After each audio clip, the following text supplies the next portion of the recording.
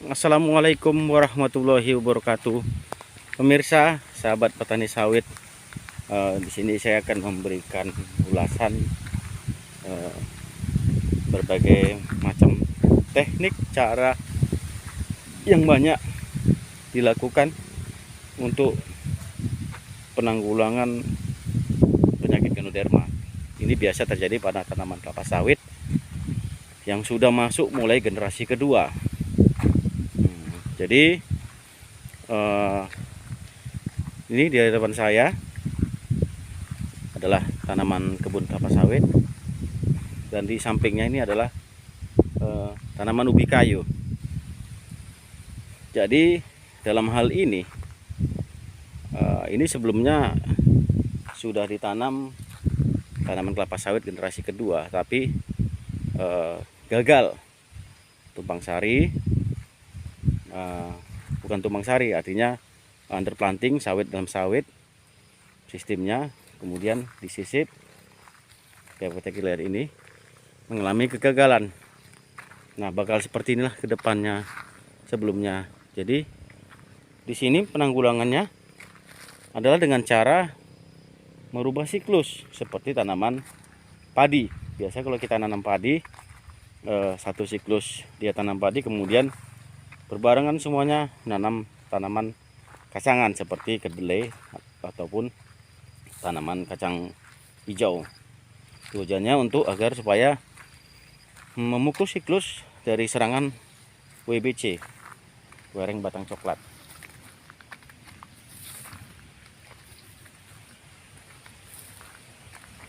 Nah, di sini ini dilakukan untuk antisipasi penyakit Ganoderma untuk generasi berikutnya, dilakukan dengan cara penanaman ubi kayu.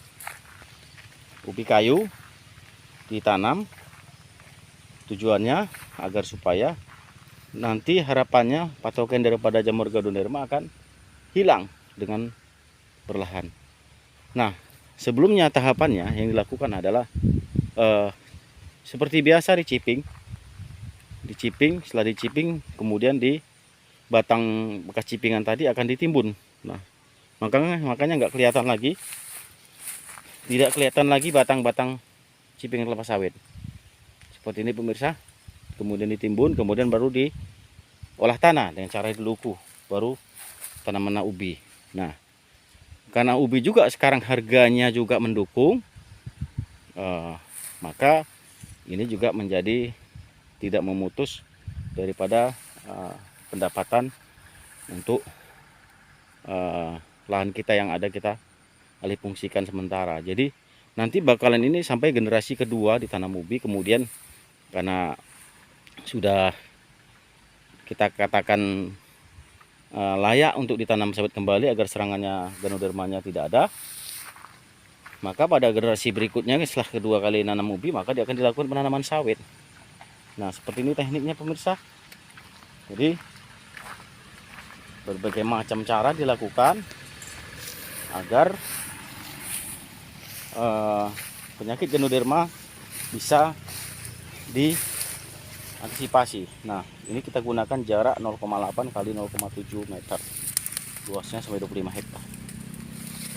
Bulan 3 2022, berarti bulan 3 tanamnya. Kalau sampai dengan sekarang bulan 10, sudah umur 7 bulan, masuk 8 bulan, 7 sampai 8 bulan umurnya. Jadi 22 bulan lagi ini akan panen.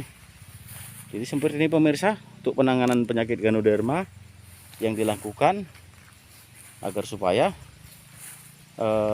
patogen daripada jamur Ganoderma akan hilang. Nah, nantinya nih setelah dicabut, kalau kita tanam sawit kembali, maka kelihatan seperti areal baru lagi yang kita tanam sawit. Nah, memang ada titik lemahnya juga ke depan, tapi kita harus ambil yang positifnya lebih banyaknya. Nanti kalau tanaman ubi ini memang rakus akan bahan organik yang disedotnya. Jadi kalau kita tanam ubi, setelah tanaman kita direplanting sawit, kita hanya perlu pupuk ubi sekali saja, karena bahan organik yang ada pada tanaman ubi masih mencukupin. Nah, setelah 2 periode, maka kita bisa mengembalikan lagi kalau tanaman sawit. kita bisa waktu nanam kelapa sawit kita bisa menambahkan pupuk organik, yaitu menggunakan tanah kosong pada piringan. Itulah trik berikutnya agar supaya kita mengembalikan unsur hara yang telah diserap, yang bahan organik yang diserap oleh ubi kayu ini setelah generasi kedua setelah tanam ubi. Nah, seperti ini pemirsa, ini cukup dimasuk di akal kalau kita untuk memutus siklus Ganoderma dengan teknik menanam ubi kayu, agar supaya patogen yang ada di tanah ini Ganoderma bisa sedikit demi sedikit akan hilang kembali.